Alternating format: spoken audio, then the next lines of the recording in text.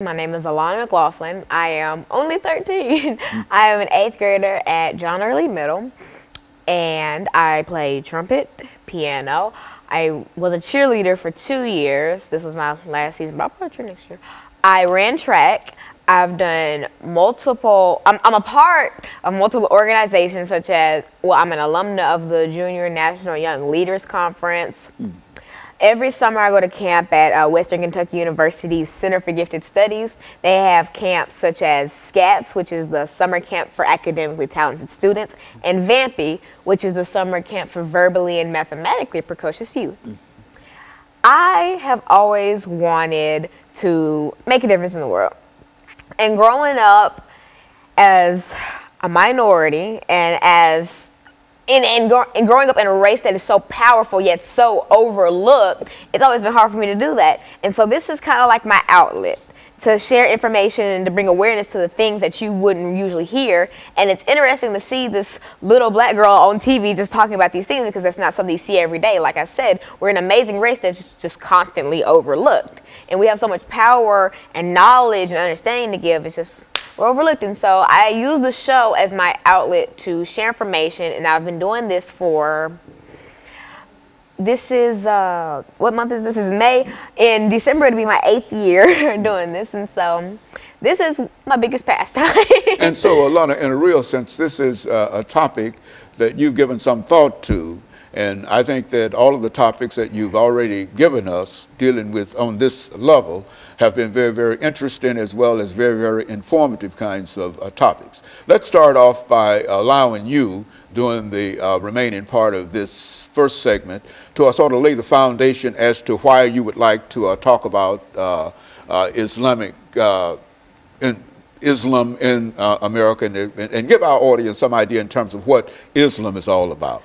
Well, in the first segment, I'm really going to go into vocabulary. So, before a couple days ago, I had no idea what anti-Islamic sentiment was. So we're going to break down the words and basically explain it so that the viewers will have a better knowledge of what we're talking about. First of all, sentiment is like a good feeling, and et cetera, and et cetera. Think sentimental.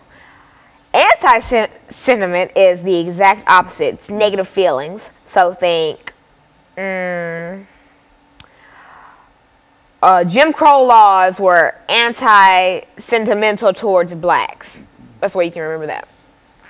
Islam is a religion. People always confuse Muslims. Okay, Islam is the religion and Muslims follow that. Just think Christians follow Christianity.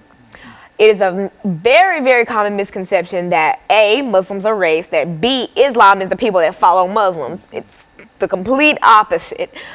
Islam is a monotheistic and Abrahamic religion that is based on the verbatim word of God, which they know as the Quran. The Quran is the equivalent of the Bible in Christianity. I'm making inferences like this because, you know, a lot of people in America are Christian, so that's like just something they can understand about. The Quran is basically their holy word, and the main purpose of the world for Islam is to follow God and to obey God. And so that's a little overview of Islam and Muslims, the people who follow Islam. And so viewers will have a better understanding of what we're talking about in the next 2 subjects, where we talk about anti-Islamic sentiment and how that affects the new generations. Very good. And so what we'll do, we'll take this first commercial break after you've given us sort of a foundation for the discussion of anti-Islamic sentiment in the United States. We'll come back during the second segment to get into some cases dealing with some of the problems that we're dealing with now. And we'll be back with our audience following this very, very short commercial break.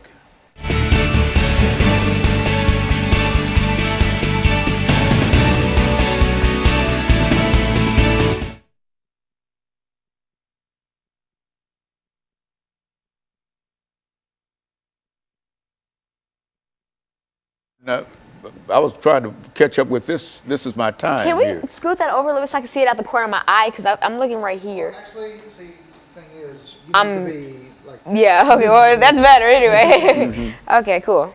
Thank you. Okay, and so, Lana, the second segment we're going to talk about, anti-Islamic sentiment in the United States. That'll be the introduction, and then we're talking to you, and then we're going to give you an opportunity to talk about what? I mean, how you want to introduce this topic. Is that what you want to do? Yeah, I'm going to do a recap of the first subject, like the vocabulary and stuff, and just get into what it is. Okay, very good. And this whole segment is going to be what it is, and the third segment will be how it affects my generation and social media and stuff like that. It's 8 minutes of what it is. This is what you think you can talk about it for 8 minutes? Yeah, I can talk about what it is for 8 minutes. Yeah, well, I can talk about what it is for 10 minutes. I can talk about what it is for just talk about it for 8 minutes, okay? That'll be appropriate. I like those reviews that you give too, in order to bring the audience in. Thank you. Oh, when we do it, you gotta go like this, Paul. You gotta go like gotta blow up. Here, come on.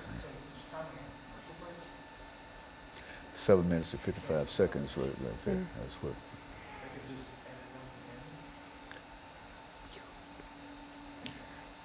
30 seconds out.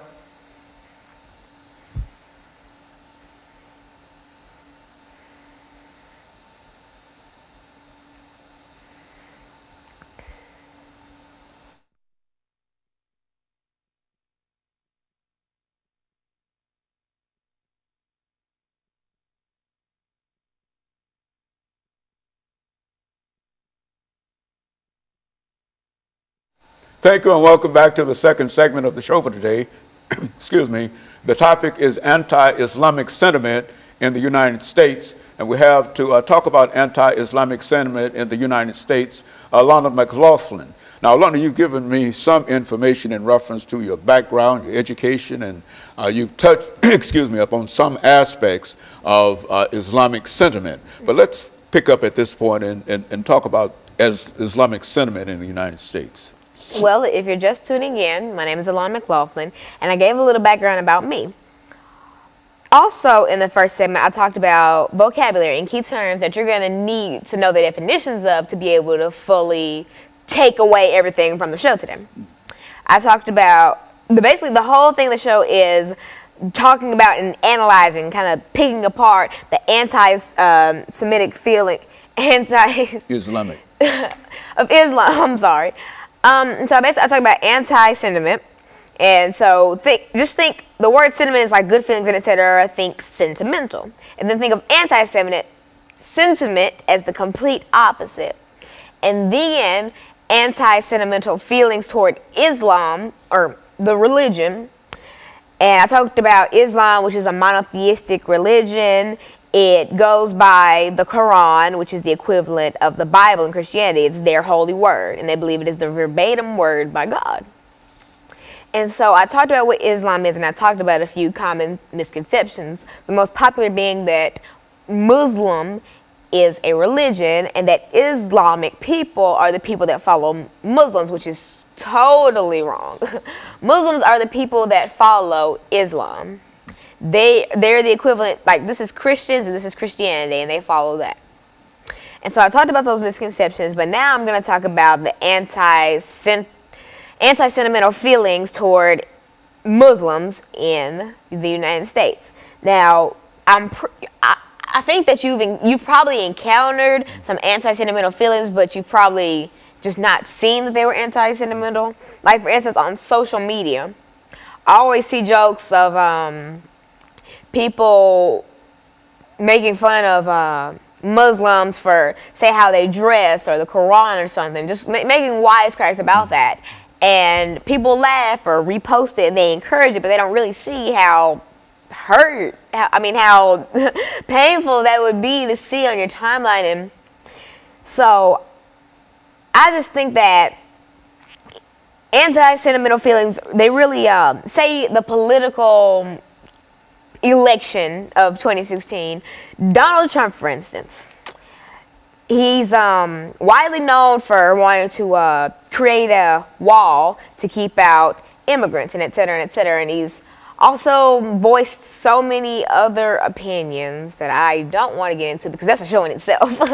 And so,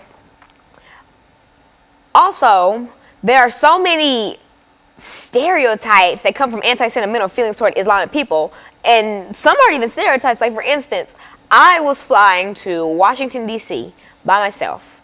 or no, I was flying from DC to Nashville, and there was a man behind me, and I think that he was a Muslim. Well, he had a Quran in his hand, and we were in line trying to go through TSA, and so I went through and got my stuff, and I sat waiting for the rest of the group that I was with to get ready to board a plane, and they were just giving him the hardest time trying to go through security, and they were just doing unnecessary things that were just, like, they made him open up his Quran, and they had to, like, flip through it and, like, put it through the machine. Like, that's extra. I was carrying bags